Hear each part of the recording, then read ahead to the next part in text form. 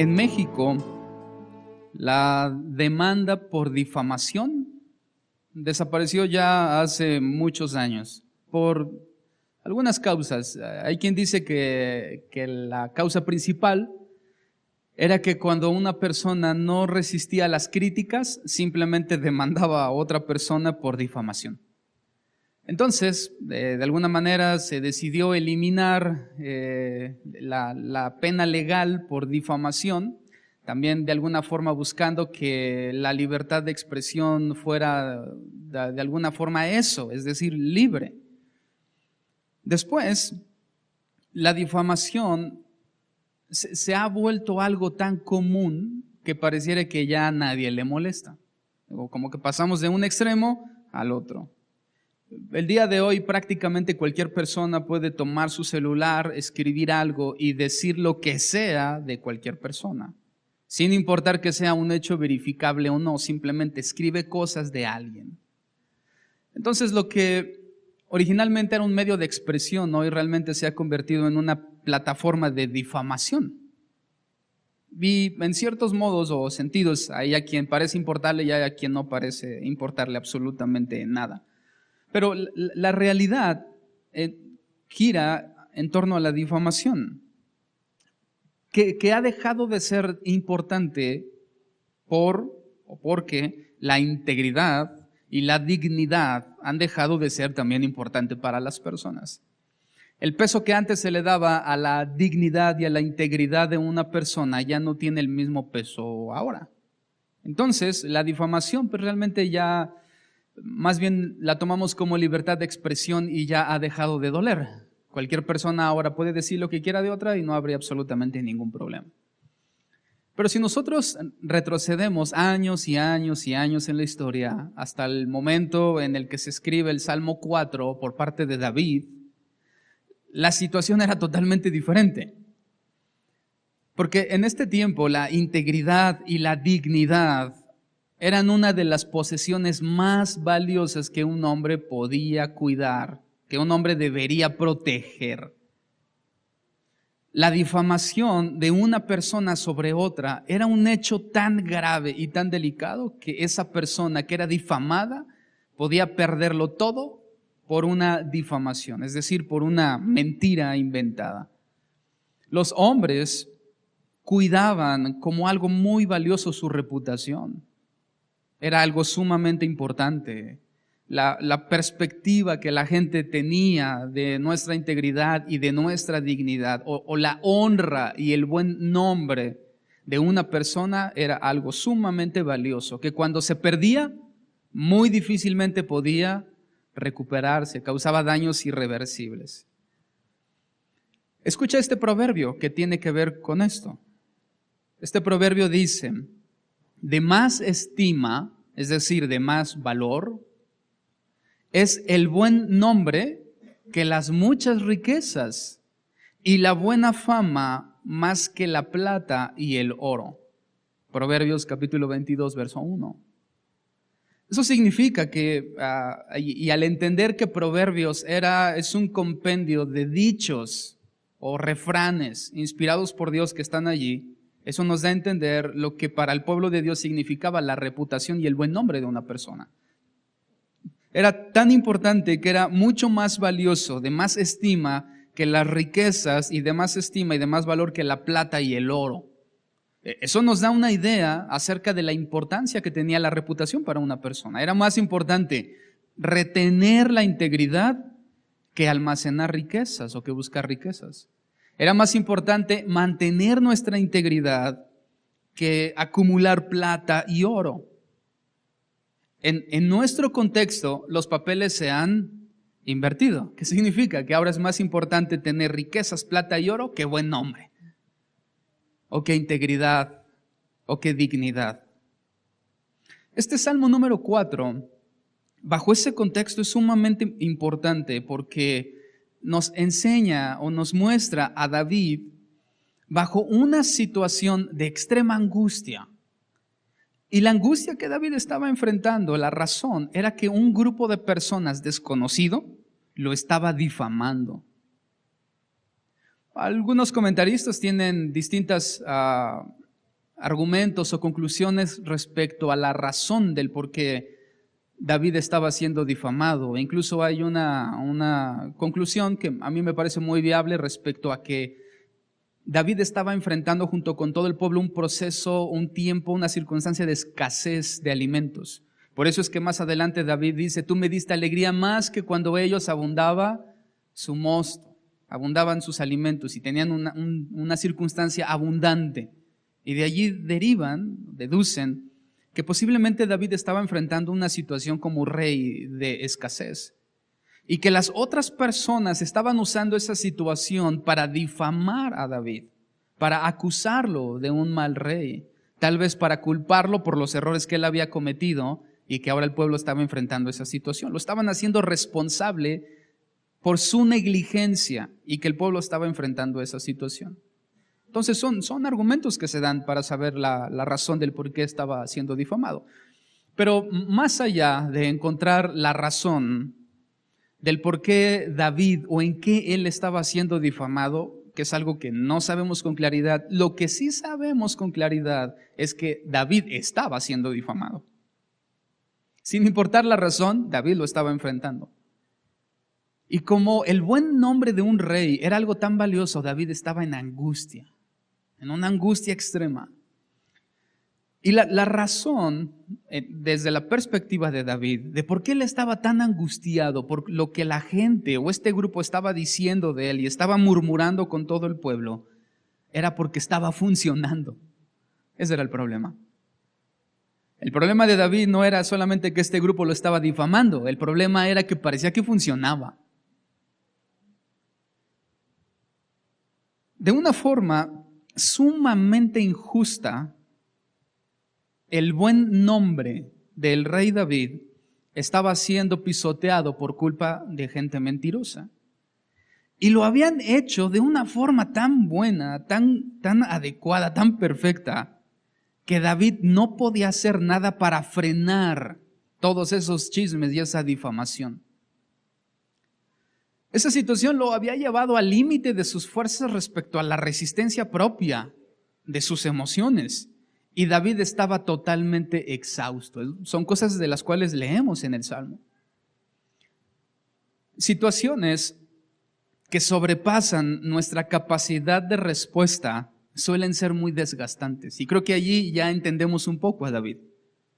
No necesariamente significa que tenemos un grupo que nos está atacando porque estamos enfrentando un proceso de escasez o que nos están difamando por alguna razón. Pero lo que sí podemos entender es ese momento de angustia en nuestro corazón cuando una situación nos sobrepasa en nuestra capacidad para darle respuesta. O peor aún, la acumulaciones de situaciones específicas, las cuales no nos da tiempo de resolver una a una, sino que llega un momento en el que únicamente pareciera que nos enconchamos para defendernos y dejamos que todas las situaciones vengan. Un momento de angustia, un momento difícil. Pero en ese momento es cuando David nos ayuda y nos enseña de parte de Dios a cómo responder en los momentos en los cuales esas situaciones nos sobrepasan. Y eso es algo que es parte de nuestra vida y que seguramente encontraremos más adelante si es que no ha sucedido ya. Pero David nos ayuda a saber cómo responder, cómo reaccionar en esos momentos. Y allí comienza el Salmo. Versículo número 1. Vamos a ir versículo a versículo para entender muy bien lo que David está expresando. En el verso número 1, David comienza diciendo: respóndeme cuando clamo. Respóndeme cuando clamo, oh Dios de mi justicia. Cuando estaba en angustia, tú me hiciste ensanchar. Ten misericordia de mí y oye mi oración. Este versículo nos lleva por muchas falsas suposiciones, de forma inicial y de forma superficial. Porque primero pareciera que David le está dando una orden a Dios: respóndeme cuando te hablo. Pero después se muestra un David débil. Cuando estaba en angustia, tú me hiciste ensanchar. Y luego vemos a un David que ha aceptado su condición y que entiende la grandeza de Dios. Ten misericordia de mí. Y ahora parece que es un niño indefenso que está rogando. Oye mi oración. ¿Se dan cuenta cómo va por todo el Salmo? Pero la realidad es que todo el pasaje va dirigido a una petición de auxilio. Lo demás son simplemente malas suposiciones nuestras. Porque la realidad es que cuando David le dice al Señor, respóndeme cuando clamo, esa palabra respóndeme es la clave de todo el pasaje. Incluso podría ser de todo el Salmo. Respóndeme. No es necesariamente o absolutamente para nada, es una orden dada a Dios. No. ¿Has escuchado alguna vez, o has visto, creo que sería más adecuado, ¿has visto alguna vez las siglas SOS? Más que escuchar, porque es un código Morse, ¿no? Pero ver bueno, es que yo estoy al revés de ustedes, no sé cómo sería el S al revés, okay. SOS. Una imagen, una isla desierta y con piedras, SOS.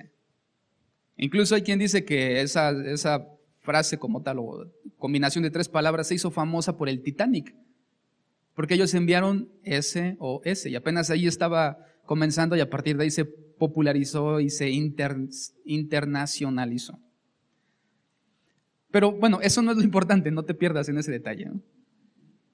Ante un percance o una situación que nos sobrepasa en nuestra capacidad de respuesta, la única opción que nos queda es enviar con el último aliento de vida y la última fuerza de nuestro cuerpo, enviar una llamada de auxilio, SOS.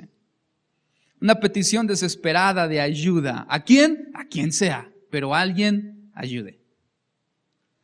Cuando David expresa todo el Salmo, pero este primer versículo es un clamor de petición de ayuda, el cual David hace. Pero la palabra respóndeme que David usa, desde luego es una petición de auxilio, pero tiene una característica muy específica, que es una petición hecha por nombre. ¿Qué significa? No es una petición de SOS, es decir, quien sea, ayúdeme. No, sino que esa palabra respóndeme lleva implícito un destinatario. Es decir, respóndeme, ¿quién? Cualquiera, no, tú. Y cuando David hace esa petición, respóndeme, él está enviando un mensaje de auxilio, no a quien sea, sino está enviando un mensaje de auxilio a Dios. Respóndeme. Lo que David está diciendo es, yo no quiero la ayuda de nadie, yo quiero que tú me ayudes. Es como solamente tú puedes ayudarme. Cualquier otra persona que vea el SOS, no haga caso, esto es solamente para Dios. Es lo que David está diciendo. Respóndeme cuando clamo, oh Dios de mi justicia. Es un mensaje de mi corazón, dice David, que sale y es únicamente para ti, Señor. No quiero que nadie venga en mi socorro, no quiero que nadie venga a ayudarme, yo quiero que tú me ayudes. Yo clamo a ti, clamo por ayuda a ti. Y creo que en ese sentido resulta ya un poco más obvio que en una situación adversa, llena de muchas injusticias, en la cual se está dañando nuestro buen nombre, nuestra dignidad y nuestra integridad, y sobre todo que esté funcionando, creo que es obvio que vamos a lanzar un grito de clamor desesperado pidiendo auxilio a Dios. Porque hablamos de situaciones en las cuales claramente solo Dios puede resolver. Y en un estricto sentido, o en un sentido más amplio incluso, todas las situaciones en nuestra vida deben de estar catalogadas como situaciones que solamente Dios puede resolver. El asunto problemático del hombre es cuando él categoriza qué cosas puede resolver Dios y qué cosas puedo resolver yo. Y las cosas que no puedo resolver yo, entonces sí lanzo un clamor a Dios, cuando la realidad es que esto es una instrucción de que en toda situación lancemos una petición de auxilio a Dios, en todo momento, pero sobre todo en aquellas que nos sobrepasan, porque ya están fuera de nuestro alcance. David está describiendo cómo se sentía, y él usa una analogía que nos da una imagen de un hombre en un pozo, que es rescatado y que luego es puesto en un lugar amplio. Cuando estaba en angustia, eso significa estrechez. Cuando estaba en presión, cuando estaba encerrado, cuando estaba en un hoyo, tú me hiciste ensanchar. Y aquí no se pierdan en la palabra ensanchar, ¿no? Que parecía que Dios nos hace anchos. Pero realmente no tiene que ver con nuestro físico, tiene que ver con la situación. Porque esos momentos que nos llevan, o mejor dicho, que nos sobrepasan, son momentos que nos ponen en presión, son momentos que nos acorralan, que nos aprisionan. David estaba siendo calumniado y eso ya lo había desgastado. David estaba sofocado, estaba atado de pies y manos dentro de un pozo profundo sin salida, bajo una fuerte presión. Estaba en una prensa, David. Y no una prensa dirigida por Dios. Porque ciertamente hay momentos en los cuales Dios también nos pone en estrechez. Pero esos momentos son los que Dios usa para sacar de nosotros lo mejor. Pero aquí es diferente, porque aquí quien ha llevado a ese momento de estrechez no es Dios, sino la calumnia de hombres malos. Y esa calumnia y esa estrechez no tenían el objetivo de sacar, de extraer lo mejor de David, sino de destruir a David. Esa es la diferencia entre los momentos de estrechez a los cuales Dios nos lleva para extraer lo mejor de nosotros, o los momentos de estrechez en los cuales las circunstancias de hombres perversos nos ponen para destruirnos. Ahí está la gran diferencia. En ese sentido, creo que podemos entender a David.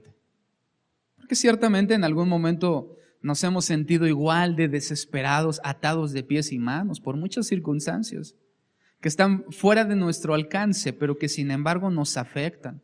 Y eso suele ser el ejemplo claro de la injusticia en el mundo, de la injusticia del ser humano.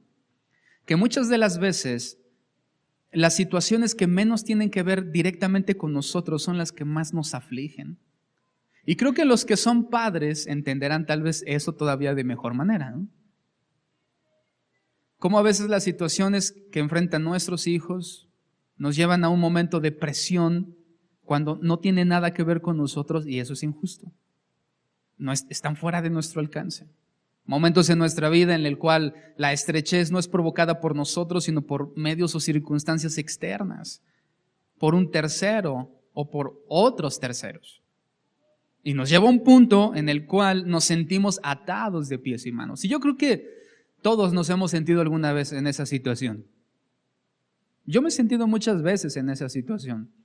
Es tan difícil porque a veces lo único que te queda simplemente es lanzar un grito de clamor y llorar, ¿no? No puedes hacer nada más. Estás atado, estás ahí dentro, no puedes salir. Porque si pudieras salir solo, hace tiempo ya lo hubieras hecho. Si David pudiera haberse librado de esto, lo hubiera hecho. Está en este punto porque la situación lo sobrepasó. Y ahora está lanzando un grito de clamor a Dios, de solamente tú puedes ayudarme, tú ven y ayúdame, respóndeme cuando clamo a ti. Y en esa condición, vemos cómo David nos enseña que Dios hizo su aparición. Y créeme que pocas veces en nuestra vida sentimos tan personal el amor, la misericordia, la gracia de Dios, su fidelidad y su cuidado y su control sobre nuestras vidas, que cuando Él aparece, justo en el momento que parece que todo está perdido. Son momentos tan gratificantes, son momentos tan estimulantes. Porque cuando parece que todo está perdido, Dios siempre aparece en el momento justo y en el momento correcto. Y vemos cómo David dice que justo en ese momento, tú me hiciste ensanchar. Es como una bocanada de aire fresco.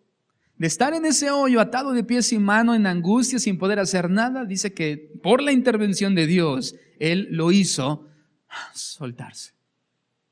Se soltó, fue soltado, se sintió libre, se sintió desahogado.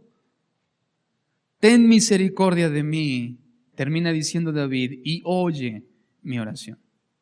Eso significa que el punto de quiebre entre estar en un hoyo atado de pies y manos y estar en un lugar ancho tiene que ver con la misericordia y la oración nuestra, que es apelar a esa misericordia.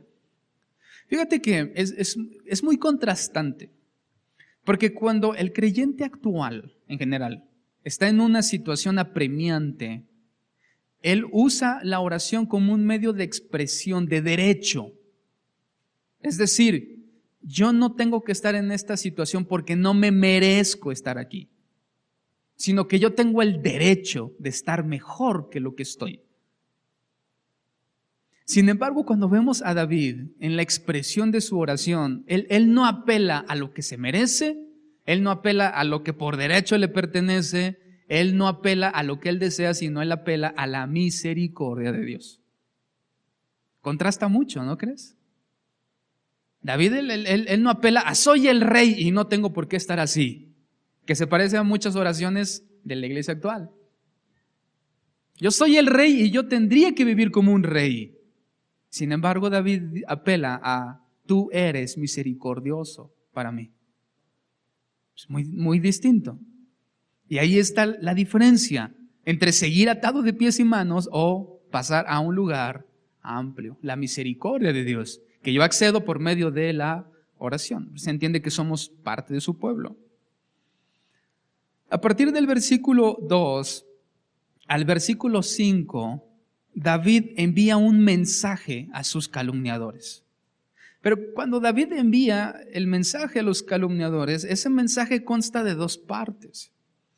Y ninguna de esas dos partes es un deseo de venganza, ni tampoco un mal deseo, ni un deseo de desgracia, sino que cuando David habla y envía este mensaje a sus calumniadores, aquellos que lo habían metido al pozo, David responde en dos partes. La primera de ellas habla acerca de la condición de ellos, es decir, David primero les dice, su condición es esta.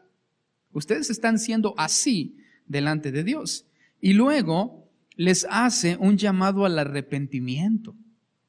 Imagínate David haciendo un llamado de arrepentimiento a sus calumniadores para que vengan con él a formar parte del pueblo de Dios, de ese pueblo que busca a Dios y que puede pedir auxilio del Señor cuando lo necesiten. Así que leamos del verso 2 al 5 y hagamos esas dos diferencias también. Hijos de los hombres. Aquí es una referencia para aquellos que le estaban provocando daño a David. No les dice mis hermanos, les dice hijos de los hombres. ¿Hasta cuándo volveréis mi honra en infamia? Es decir, ¿hasta cuándo van a dejar de que lo que yo tengo por honra sea visto por infamia? ¿Hasta cuándo van a dejar de amar la vanidad? ¿Y hasta cuándo van a dejar de buscar la mentira? Ahí nos está mostrando la condición de esos hombres. ¿Cuál es la condición de ellos? Lo que David nos menciona, que aman la vanidad y buscan la mentira. Estos hombres estaban calumniando a David, estaban convirtiendo su honra en infamia. Es una calumnia. Nosotros entendemos por calumnia algo muy parecido a lo siguiente. Es como una acusación no comprobada que tiene el objetivo de dañar la reputación del prójimo. Eso es calumnia. Una acusación no comprobada que tiene el objetivo de dañar al prójimo, no de edificarlo, no de corregirlo, sino dañarlo. Y estos hombres estaban haciendo acusaciones no comprobadas para dañar a David. Y tampoco debe de resultarnos extraño, hermanos, porque malas personas intentan desacreditar siempre. Estas malas personas estaban desacreditando a David. Y habrá malas personas que intenten desacreditarte a ti también. Y la razón por la cual personas malas intentan desacreditar a otros tiene que ver principalmente por 3 razones.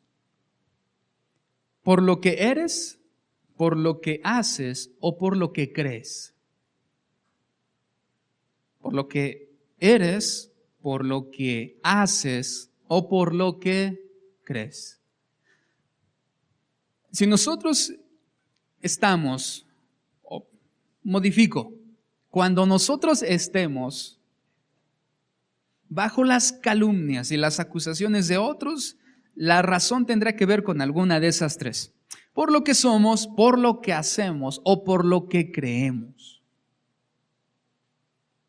Pero sin duda, el mismo Dios que escuchó el clamor de David, escuchará también el tuyo. Siempre y cuando, desde luego, lo que tú seas, lo que tú hagas y lo que tú creas, vaya en coincidencia con lo que Dios es, con lo que Dios hace y con lo que Dios representa para nosotros respecto a nuestra fe. Tal vez recuerdes el siguiente pasaje, yo estoy seguro que sí. Y cuando yo lo lea, lo vas a recordar. 6 cosas aborrece Jehová, y aún 7 abomina su alma: los ojos altivos, la lengua mentirosa, las manos derramadoras de sangre inocente, el corazón que maquina pensamientos inicuos, los pies presurosos para correr al mal, el testigo falso que habla mentiras y el que siembra discordia entre los hermanos. Proverbios 6, 16 al 19. Cosas que Dios no agrada. Incluso especifica cosas que Dios abomina. Y de esas cosas que Dios abomina son exactamente las cosas que estamos viendo en aquellos que están calumniando a David. Ojos altivos, lenguas mentirosas, manos derramadoras de sangre inocente. En este caso buscaban la de David, el corazón que maquina pensamientos inicuos, pies presurosos para correr al mal. ¿Te acuerdas que al final del verso 2 David les dice: ¿hasta cuándo buscaréis la mentira? Testigos falsos que hablan para dañar con mentiras. Primero David les dice, hablando de su condición: ustedes aman la vanidad, siguen la vanidad. ¿Hasta cuándo amaréis la vanidad? David no expresa la condición de ellos diciéndoles hasta cuándo buscarán la vanidad o hasta cuándo dejarán de ser vanos, sino que David dice: hasta cuándo amaréis la vanidad. La vanidad resulta ser el ejemplo perfecto de lo que no tiene importancia ni propósito en la eternidad. Eso es vanidad. Todo lo que no tiene importancia ni propósito en la eternidad. En el mundo, en un medio ambiente más terrenal, se le llama vano a todo aquello que no le aporta nada a mi carácter. Por eso es que cuando una persona es muy inclinada a su exterior, a arreglarse, pintarse, a vestirse, a la marca de su bolso, a la marca de su ropa, al precio de lo que usa, se atribuye o se caracteriza como una persona vana y superficial. ¿Por qué? Bueno, porque le da importancia a lo que no le atribuye en nada a mi carácter. Pero cuando hablamos de Dios, Él va más allá. No va solamente a que no le atribuya nada a mi carácter, sino que no tenga que ver nada con la eternidad. Vanidad es todo aquello que no es importante para el reino de Dios, ni tiene que ver nada con la eternidad. Eso es vanidad. E incluso podríamos concluir: vanidad de vanidades es todo, ¿no? Y ellos amaban esa parte. La buscaban, la anhelaban. En ese sentido creo que sería bueno para nosotros resaltar la importancia que tiene que nosotros estemos constantemente involucrados en cosas que no sean vanas, sino que sean de importancia para el reino de Dios y que tengan una trascendencia eterna. ciertamente son en las actividades que nosotros deberíamos de estar más involucrados y dejar a un lado aquellas cosas que son vanidad, que no son importantes para su reino y que no tienen ningún tipo de trascendencia ni propósito en la eternidad. También estas personas buscaban la mentira y creo que una va de la mano de la otra y no pueden existir sin la tercera. La calumnia nace de la vanidad y está cimentada por la mentira y mutuamente se alimentan. Podríamos considerar que la mentira es la base de la calumnia y la vanidad es el viento que la aviva. Las tres están estrechamente unidas. Y cuando están juntas, la mentira, la vanidad y la calumnia son la fórmula perfecta para el fracaso. Una persona que es mentirosa, vanidosa y que además calumnia, imagínate esa combinación. Y esa era exactamente la situación de este grupo que estaba calumniando a David, es decir, no era cualquier persona. Pero tampoco David se pierde en eso, en la amargura y en el resentimiento, sino que luego les hace un llamado al arrepentimiento. Y les sigue diciendo en el verso 3, sabed pues que Jehová ha escogido al piadoso para sí. Jehová oirá cuando yo a él clamare.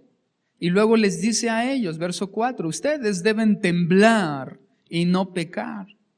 Deben meditar en vuestro corazón estando en vuestra cama y callad. Mediten o reflexionen en eso. Selah.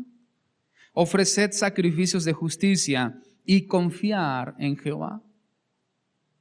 Mira, David les está haciendo un llamado a que vengan a confiar en Dios. Y ese llamado incluye ciertas características que quisiera tocar también. Primero David dice, una de las cosas que resaltan, sabed pues, ustedes tienen que saber, y tiene que ser de su conocimiento, que Jehová ha escogido al piadoso para él. Dios ha escogido al piadoso para sí. David está hablando de elección. Dios ha elegido al que es piadoso y que sea usado por él. Entonces, David nos está mostrando o habla de una marca distintiva dentro de un proceso selectivo que tiene que ver con la piedad del hombre. Aquellos que son piadosos, Dios los elige específicamente para una actividad que tiene que ver con Dios. Y eso contrasta con los hombres mencionados al principio, que también de alguna forma están marcados, pero ellos para correr detrás de la vanidad, detrás de la mentira, a diferencia de lo que menciona David aquí, para ser marcados para algo distinto a la vanidad, algo con un alto valor espiritual. David está diciendo, Dios me ha escogido a mí para algo que tiene que ver con Él. Por lo tanto, Dios no me ha escogido para ser difamado. Dios no me ha escogido para ser destruido. Él me ha elegido para su servicio. Y David está especificando algo que ellos, los malos, debían de saber. Todos gastamos nuestra vida en algo. Simplemente hay quien elige gastarla en lo que no tiene valor y hay quien elige gastarla en lo que es verdaderamente valioso. Pero todos gastamos nuestra vida en algo.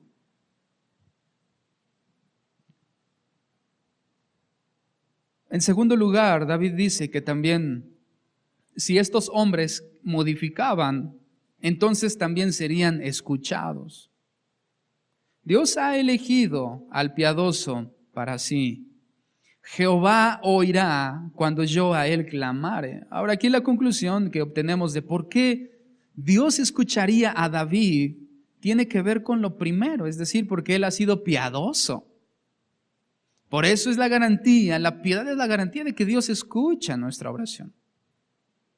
La piedad no solamente trae una vida de contentamiento, sino que además trae una vida que es escuchada por Dios.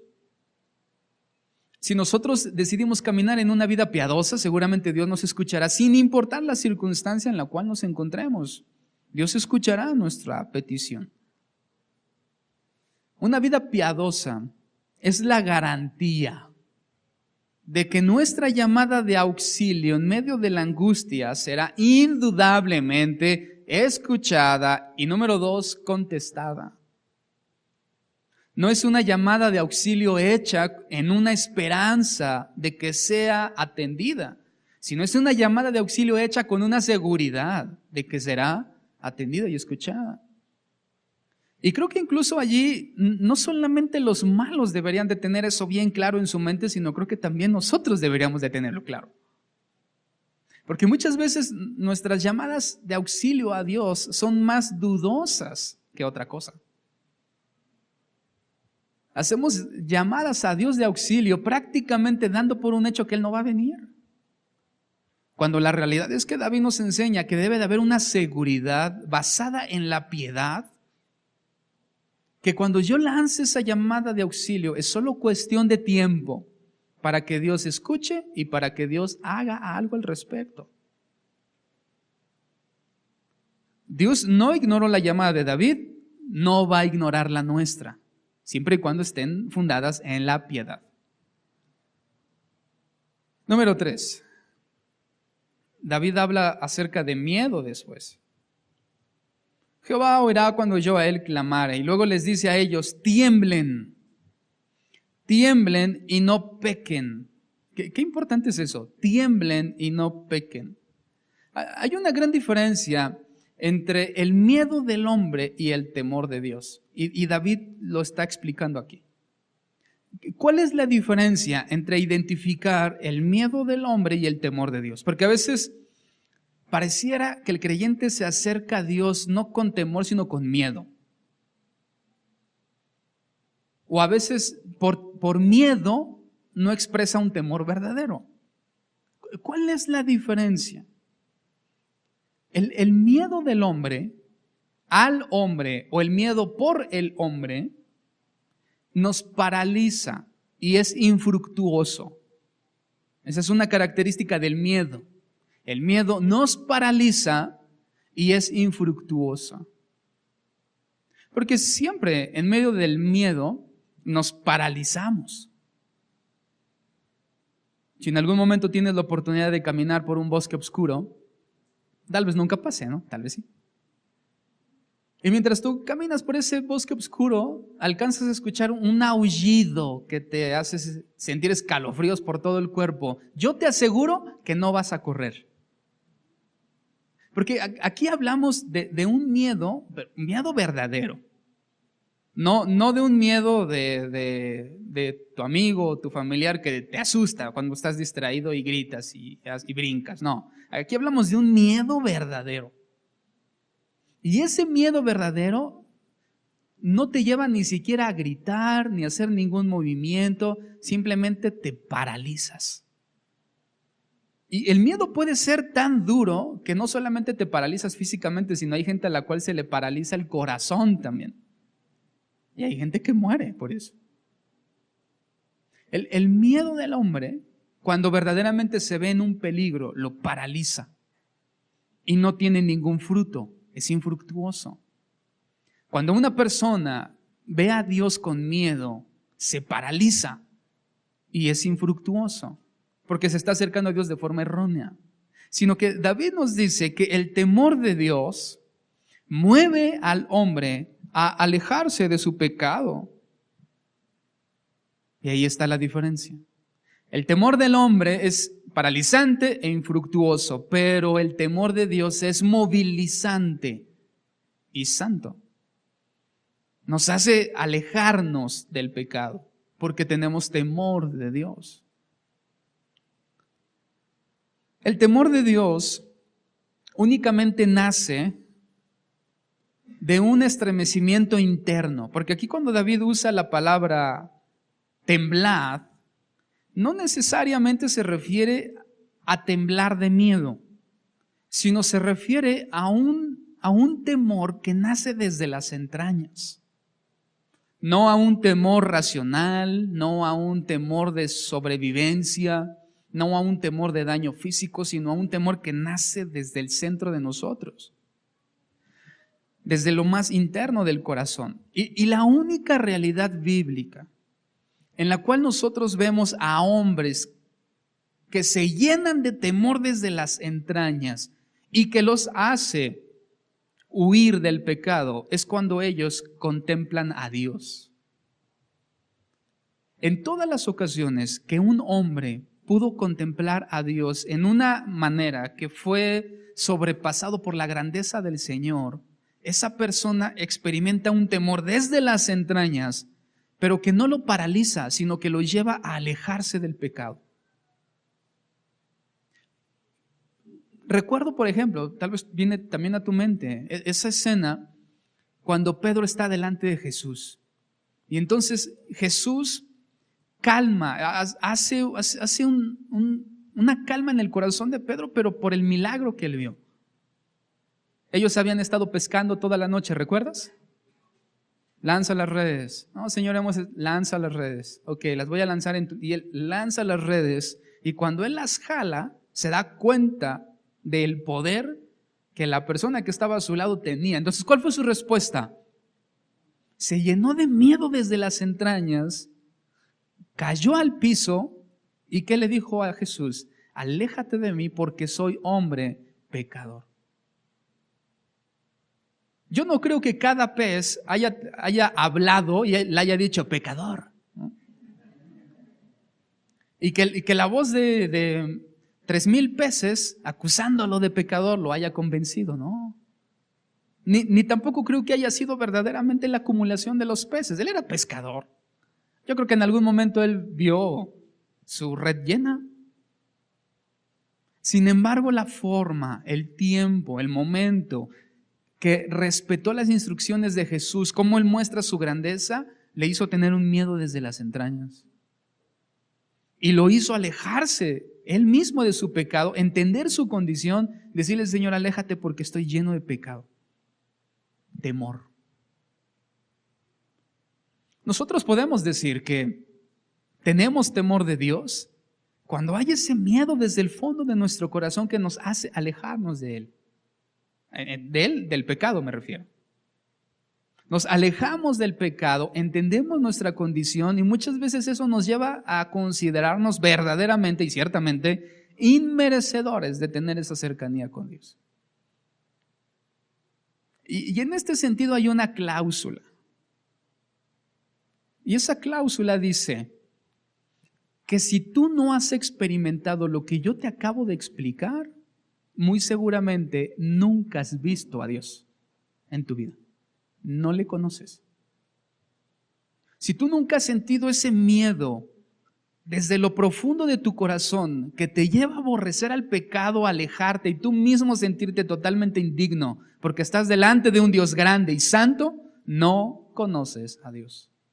Tú lo que tienes es miedo, no temor. Tú lo que tienes es miedo como aquel hombre que en lugar de hacer algo con los talentos fue y los ocultó porque tuvo miedo. Se paralizó y fue infructuoso. Tú no tienes temor, tú tienes miedo. Y el miedo no te salva. El paralizarte y el ser infructuoso, el entonces ¿qué hago? Entonces no hago nada, mejor me quedo aquí. Eso es miedo. El temor me aleja del pecado, me acerca a Dios, reconoce su grandeza y se identifica en su pequeñez. Eso es temor de Dios.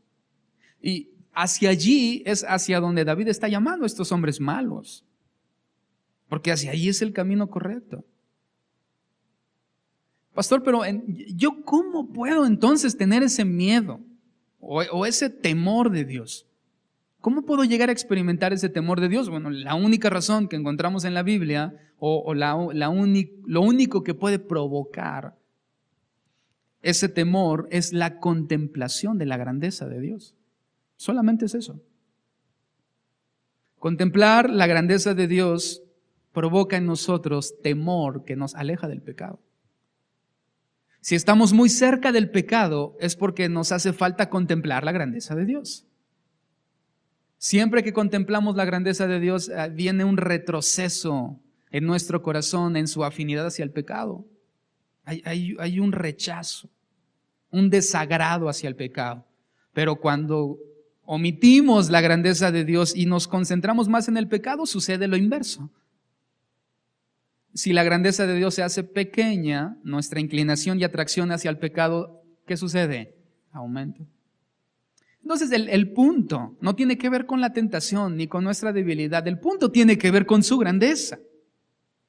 Si yo lo contemplo, voy a poder resistir lo demás. Si no lo contemplo, no voy a poder resistirlo. No tiene que ver con mi debilidad o fortaleza, tiene que ver con su grandeza y con cuánto yo contemplo, cuán grande es Él. David habla después de meditación. Los anima, los exhorta, los impulsa.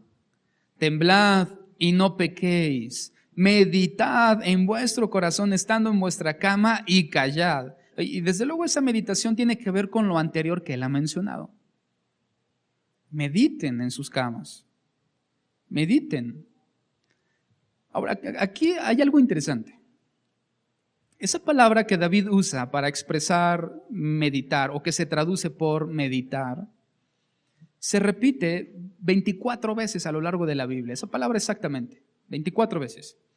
Pero de esas 24 veces, 23 se traducen por la misma palabra y solamente una es otra palabra diferente. Y esa una, que es una palabra diferente, es este salmo.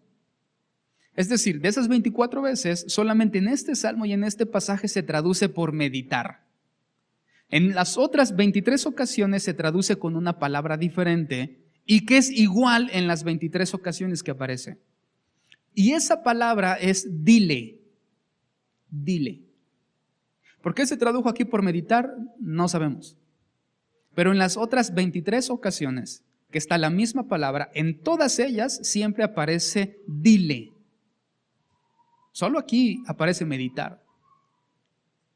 Y allí lo podremos entender mejor. ¿Por qué? Porque cuando nosotros pensamos en la palabra meditar, parece que nos está llevando a una simple y hueca reflexión de lo acontecido en el día. Meditar. Entonces tú te pones a meditar y comienzas a decir, no, en la mañana me desperté, me peiné, ¿qué hice? Me subí, hice esto. Y como si hiciéramos simplemente un recuento de lo que ha pasado en el día. Y estamos meditando en lo que hicimos. Estuvo bien, estuvo mal, no sé, ¿qué habrá pasado? Hice esto, hice el otro, y meditamos. Como una reflexión interna. Bueno, eso no significa esta palabra. Esta palabra significa dile. No dice medita como tal, o reflexiona, sino es dile. Casi siempre está indicado como una instrucción dada a otra persona. Dile. Eso significa que lo que David está diciendo aquí es dile a tu corazón. Dale una orden a tu corazón. Dile. Lleva implícito una orden. No es una reflexión o una meditación de entrar en un diálogo con tu corazón o con tu tú interno, ¿no? O con mi yo interno. No, es dile a tu corazón. Dale una orden a tu corazón. Y esa orden tiene que ver con lo dicho anteriormente. Dile a tu corazón que tenga temor de Dios. No vas a reflexionar con tu corazón, le vas a dar una orden a tu corazón. Tu corazón tienes que tener temor de Dios. Y eso es totalmente diferente y al mismo tiempo extraño. Porque David está animando a estos hombres a que cuando vayan a su cama, no te desvíes tampoco en cama. Es decir, no tiene que ver con que necesariamente tengo que estar en la cama, sino que David nos expresa y habla de un tiempo de calma, un tiempo de reposo, un tiempo de libertad. Cosa que el día de hoy nosotros no tenemos, porque cuando nos vamos a la cama siempre estamos haciendo otras cosas. Estás viendo la televisión, escuchando música, leyendo, y para ellos no, para ellos irse a la cama era dormir. Y parte de ese proceso de dormir incluía una reflexión de lo que habíamos hecho en el día. Pues desde luego imagínate, sin WhatsApp, sin Facebook, sin internet, sin celular, ¿qué haces? Pues reflexionas y piensas en lo que hiciste a lo largo del día. Pero aquí tiene que ver con darle una orden a tu corazón. Dile, algo como convence a tu corazón de tener temor de Dios.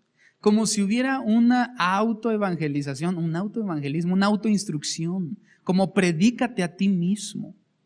Y tú tienes que estar instruyendo a tu corazón. A ver, tienes que obedecer a Dios. Tienes que conocer a Dios. Tienes que leer más. No es, ¿y cuánto leí hoy? No, leí mucho. No, tienes que hacerlo más. Tienes que buscarlo más. Tienes que ser más obediente. Tienes que dejar de hacer esto. Tienes que, dile a tu corazón. Y dice, callad. Eso rompe por completo esa reflexión o respuesta. No des ninguna respuesta y ninguna objeción al temor de Dios. Simplemente obedece. Dile a tu corazón. Es algo muy parecido a David en otro salmo. Él se ve que tenía mucho por costumbre darse órdenes a sí mismo, es decir, a su propio corazón. Alma mía, bendice a Jehová. No te estoy preguntando si tienes ganas o si te sientes triste o qué tan afligido estás o si estás deprimido. No. Corazón, tú tienes que bendecir a Jehová. Y para nosotros, muchas veces, quien da las instrucciones es el corazón. Es el alma, las emociones. Y en la vida de muchos, la emoción está dando la dirección que nuestro cuerpo debe de tomar, que nuestra mente y que nuestro espíritu deben de hacer. Pero David dice que quien controla su corazón y las emociones es nuestro espíritu. Dile a tu corazón y calla. Poner todo en práctica. Y vamos a terminar. Poner todo en práctica, que es el versículo número 5. Ofreced sacrificios de justicia y confiar en Jehová. Ofreced sacrificios de justicia y confiar en Jehová. Es decir, lleva a la práctica tu justicia. Confía en Dios. Es la aplicación práctica de lo dicho anteriormente. Llévala a la práctica. Verso 6. Vamos al final. Muchos son los que dicen. Ahora, esos muchos no se refiere a los malos del principio, sino se refiere a aquellos que estaban confiando en Dios. Y lo vamos a ver por el contexto. Escucha. Muchos son los que dicen, ¿quién nos mostrará el bien? Es decir, ¿quién nos va a enseñar a hacer lo correcto? Alza sobre nosotros, oh Jehová, la luz de tu rostro. Tú diste alegría a mi corazón mayor que la de ellos cuando abundaba su grano y su mosto. Qué interesante declaración de David sobre el cuidado de Dios sobre su pueblo y sobre la importancia que Dios tiene de la felicidad de ellos. Es lo que David está expresando. Tú diste alegría a mi corazón. ¿Tú crees que a Dios no le importa la felicidad de su pueblo? Claro que a Dios le importa. David lo está diciendo. Tú diste alegría a mi corazón. Y no cualquier tipo de alegría, sino que él deja claro, mayor que la de ellos. Ahora, cuando dice ellos, ¿a quién se refiere? Ahora sí se refiere a los malos. Mayor que la de ellos cuando abundaba su grano y su mosto.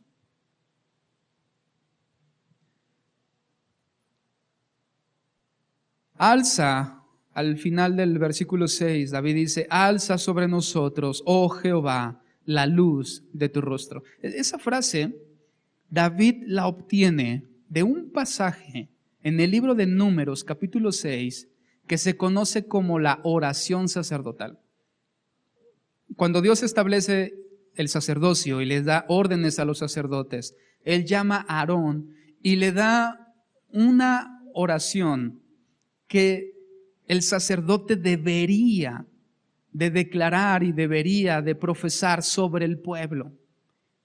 Y no era que el sacerdote declarara lo que él quisiera, sino fue algo que Dios le había dado. Tú vas a orar sobre el pueblo y vas a decir lo siguiente, y así los vas a bendecir. Y a esa oración que los judíos repetían después de los sacrificios del día y después del sacrificio de la tarde. Era algo que ellos hacían continuamente. Es la primera oración que los niños aprenden, porque es una oración de Dios dada al sacerdote sobre el pueblo en su bondad y para su felicidad. ¿Qué incluye esa oración? Escucha, nada más pon atención. Dios dijo, habla a Aarón y a sus hijos y diles, así bendeciréis a los hijos de Israel diciéndoles, una instrucción a los sacerdotes. ¿Qué debían decir ellos? Jehová te bendiga y te guarde. Jehová haga resplandecer su rostro sobre ti y tenga de ti misericordia. Jehová alce sobre ti su rostro y ponga en ti paz. Y pondrán mi nombre sobre los hijos de Israel y yo los bendeciré. Esa es la oración sacerdotal. Y cuando David usa esa palabra, esa frase, alza sobre nosotros, oh Jehová, la luz de tu rostro, es parte de la oración sacerdotal. Jehová haga resplandecer su rostro sobre ti. Jehová alce sobre ti su rostro. Y el resultado de esas dos frases, el primero de ellos es, y tenga de ti misericordia. Y el segundo es, ponga en ti paz. Cuando el rostro del Señor se pone sobre su pueblo, el pueblo halla dos cosas valiosísimas. Número 1, misericordia, y número 2, paz. ¿Tú crees que esto se parece a las oraciones comunes actuales de los creyentes? Allí no incluye dinero, ni fama, ni riquezas, ni un auto, ni una cartera más gorda, ni una cuenta mayor de banco. No incluye nada de eso. Cuando Dios expresa las mayores de las bendiciones que el pueblo puede recibir de Dios es misericordia y paz. La palabra shalom, paz, que era la palabra preferida de los judíos. Shalom, paz. Y esa paz tiene que ver con un estado de completa calma y satisfacción, donde nada se agita, nada se mueve, todo está en su lugar y hay calma y, por si fuera poco, satisfacción. Porque muchas de las veces esas dos palabras no van juntas. Hay quien tiene calma, pero no satisfacción. Hay quien está satisfecho, pero no tiene calma. El hombre en su pecado está satisfecho, pero no tiene calma. Y el que tiene calma no está satisfecho con su calma. Y aquí es una combinación de ambas, como la mayor bendición que Dios puede dar. Dios nos hace alcanzar calma y satisfacción. Por eso es paz, la paz de Dios. Y de allí nace el último versículo, que tal vez tú considerarías que es el más importante, pero realmente es el menos importante de los 8, porque es simplemente la consecuencia de los 7 pasajes anteriores. Y específicamente es la consecuencia de la paz de Dios. Cuando un creyente, parte de su pueblo, brilla sobre él el rostro del Señor, esa iglesia, ese creyente, esa familia, ese matrimonio tiene alegría en su corazón, más que la de cualquier otra persona, porque tiene en su corazón calma y paz. Y mira cómo termina el Salmo. En paz me acostaré y asimismo dormiré. ¿Por qué? Porque tengo mis graneros rebosantes. Porque no tengo enemigos a mi alrededor. Porque he obtenido lo que he deseado. No, la razón de la paz de Dios, de la satisfacción y de la calma tiene que ver con Dios, porque solo tú me haces vivir confiado. Solo tú me haces vivir confiado. Es decir, que la confianza que David expresa no estaba en las circunstancias ni alrededor, porque de hecho todo lo que había alrededor eran calumnias y ataques sobre David, sino que su paz provenía y dependía de Dios. Solo tú me haces vivir confiado. No importa que todo el mundo me haga vivir desconfiado, no importa, porque la verdadera confianza depende de Dios. Solo tú me haces vivir confiado. Aunque a mis ojos todo esté mal, Dios cambia por medio de su paz para que yo pueda estar en Él confiado. La presencia de Dios en nuestra vida desencadena una serie de acontecimientos sobre nuestro corazón. Contentamiento, seguridad, satisfacción, no por las circunstancias, sino por la respuesta, la participación y por el control de Dios sobre nuestras vidas. Si estamos seguros de esto, encontraremos verdaderamente paz. La paz no proviene del orden de las circunstancias en que yo las pueda mantener. La paz viene cuando Dios tiene todo en control. Cuando Dios tiene todo en control, todo está fijo en su lugar. Y eso nos da a nuestro corazón paz.